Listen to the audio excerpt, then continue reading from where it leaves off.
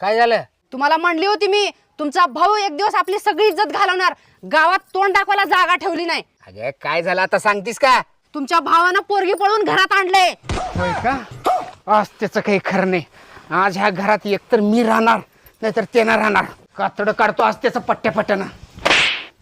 इथं थांब वैब्या. ओ तुम्ही 1 मिनिट बाहेर जा आणि जाताना दार लावून घ्या.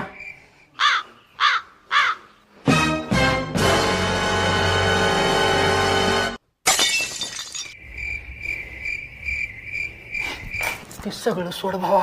पोरांचे 35 वय झालं तर लग्न होईनात. तू असली पोरी आणलास कुठून?